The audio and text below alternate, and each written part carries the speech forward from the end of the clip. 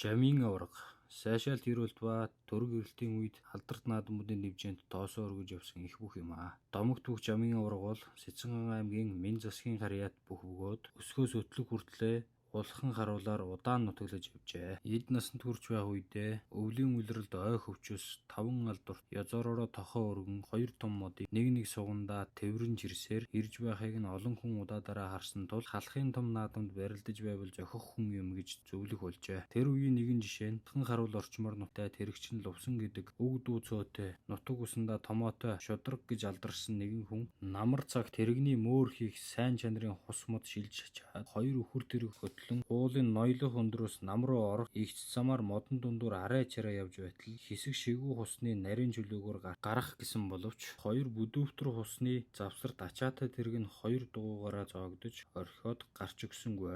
Шар өхөр нь хичнээн зүтгэвч хүчин хөрсөнгүй. Нилээд уруу газарт ачаатай тэрэг өөрийн хүчээр шурган орсон тул тийм амар ухруулж болохгүй байжээ. Лувсан өвгөн нэгэнд тамир тэнхээ хүрэхгүй тул дэмий сүхээ авч тэр хусыг цавчдаг юм билүү. Уг нь залуу хус юмсан ч гэж бодоод цавчхаа хайрлан гайхаж тамхи татан суутал тэр жил 17-той байсан Жамин хүү мод бэлтгэн яваад таарчээ. Хоёул минь тусаа мэдлэлцэн өвгөнч учир явдлаа ярьтал Жамин хүү мориноос буугаад тэр 2 хусны нэгийг барьж үзэн их л ажиглаж хардах газараа эргэн үзэж байхыг өвгөн үзээд за чи дийлмэр санагдана уу? Яахав эр хүн хойно татаад үздэй. Харин залуу хусыг хугалчхаж харлавдаа хөөрхий хэмээн тоглоом хийж хэлжээ. Жамин хүү хариу хэлсэнгүй нэг хөлөө хусны ёроолд өшөглөж нөгөө хөлөө ард тийш сайн тулж аваад гинэд татаж өргсөн тэр хус шажигнан хугарч санаандгүй суусан өвгөн золтой цохиулчихсангүй. Чи майхтрын их тэнхээ чадалтайгаа мэдсээр байж ийм сайхан хусыг дэмий хуг татах хэрэг юу байсан юм бэ гэж Лувсан өвгөн зэмлээд хожим хаан ийм болгоомжгүй ажил бүү хийж яваарай гих зэрэгээр тэрэг хийх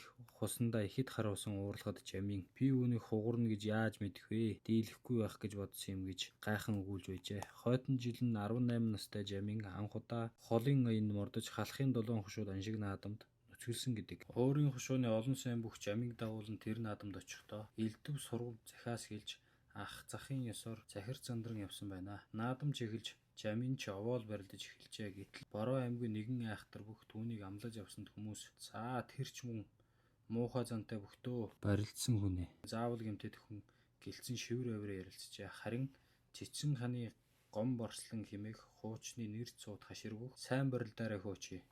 Хошууны нэр хөөдөв гэж хатуухан захиж их ширүүн байсан. Хөөч нөгөө айхтар бүхтээ өрөөд зогсжээ. Жамин уг нь бага наснаас эхлэн үеийн залуустай барилдаж альч нутгийн хөвгүүтээ адил бүхийн арга барилыг өөрийн зөнгөөр сурсан бөгөөд мөрөндөө хажиг хүн байжээ. Хоёул ингээд барин тавин төрөгдөх үед нэгэн дайралтанд гинэт ямар нэгэн зүйл тас гэсэнд хөрөөсөн хөл нь гიშгэж болохгүй болоод явчихжээ. Жамин арай унсангүй. Засуулан түшин авч зүүн хөлөө бараг чирсээр бүхийн асар тэржээ. Зүүн хөлний өвдөгний нүдэн тишхийн аргагүй өвдөх өгөөд хүү арай уйлалгүй шүд зүүн янцаглан чичрэн зогсож нутгийн бөхчүүдэд царайчлан харж байжээ. Гэтэл гом борслон учиргүй уурлаж заяагүй муу новш нутаг хушууны нэр хөөдсөн манууха чи хүний хөл хурч ирээд өвдгийг чинь өшгөлж байхад наад 2 нүд чинь юу харж байсан юм бэ гэж загнаад өөрснийхөө нэг бүхэд бушуухангүйгээд мордынхоо хазараас хамгийн том 100 зайтайг нь аваад иргэжээ. Жамин бүр гайхаж хүн төлөө өшгөлүүлж гэмтээсэн биш харин том 100 зайтай хазаараар зодуулах юм болж байна уу да эн чинь гэж айн бодож байжээ. Багахан аягны амсрын нэг дугуйг 100 зайтай хазаар тэр дөрхөн авчирмагч нөгөө гом борслон чинь харин ганцхан татаад сурыг нь тасдан нэг мушгин амгааг нь салгаж хаяад тэр 100 зайг хадгаар тойруулан ороод жиргэлээд Жамингийн өвдөгний нүдний тойгон дээр угалсанд яг таарчээ. Улмаар өвдөгний тойгийг тал талаас нь хуруугаараа шахан дуу алдлан барьж бацлаад тэр цагиргаа углаж хонгоор нь хавтгайлан хадгаар татж сайн боож өгчгөөд бушуу очиж барилдхөө чамайг түүнд унвал хээр аваачиж турсхыг чинь хуулаа тэнд нь өргөчхөд явчихна шүү гэжээ. Жамин ч уурандаа хөлний өвдгийг мэдэхгүй болсон юм уу? Ер нь өвчин гэхээр юм мэдэгдэхгүй болсон байв.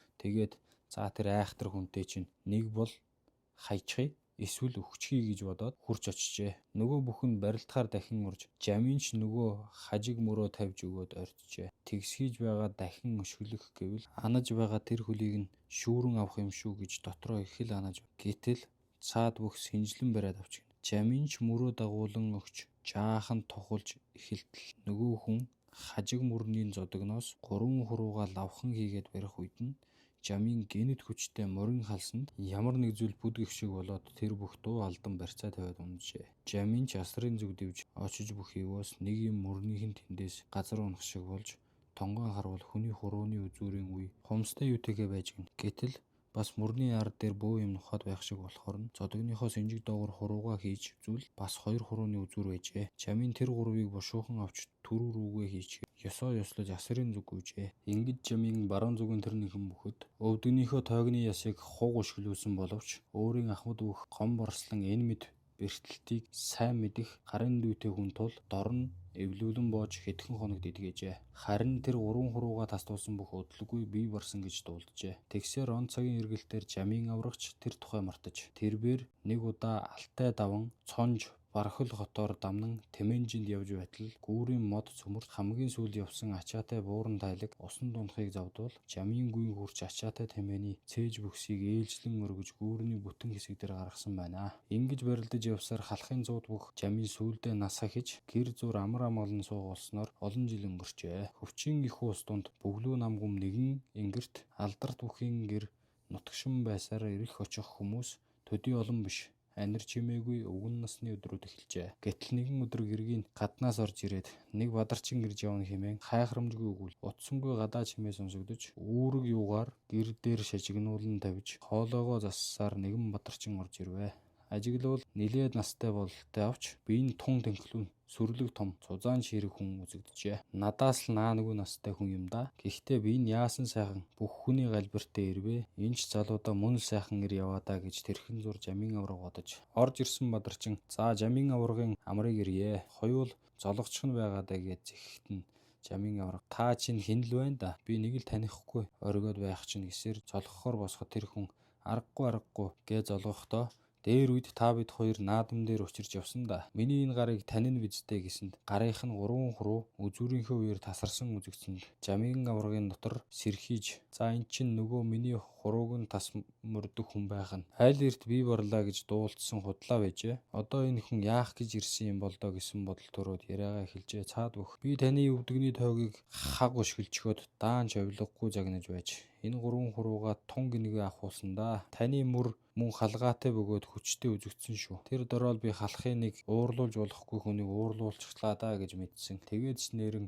тэр наадмаас хойш таны нэр алдар мандаад барилдах нь бүхэл наадмын талбай руу ч бараг зөвлөөгүй дээ. Ичнээн сайхан ирийн бид цэв суулгаж байснаа өөрөөрөө жишиж ойлгоод түүнээс хойш нүглээ намилчиж өнөө хүртэл буян хийсээр явна. Тэгээд таны амьд мэд гэж дуулаад энэ зүүн зүгийн эргэл мөргөлийн орноор хэсүүчлэн явахын ялдамд тантай нэг уулзаж сайн ярилцъя. Залуу цагийн явдлаа цайлгая гэж нутгаас нааш явган гарч их чухал газар юм 2 сар гаруй явж ирлээ дээ гэжээ. Ийхүү эд залуу цагтаа тэгж нэг учирсан алдарт хоёр бүх өвгөн болсон хойноо ингэж нэг уулцсан түүхтэй бөгөөд 2-3 хоног ярьж хонь гаргаж садан дүрл шиг амраагаад тэр бүхийг буцах замд нь гаргаж өгөхдөө жамин аврах богдын хүрээ хүртэл тэргэн дээр хамт сууж ярьж хөөрч явсан гэдэг.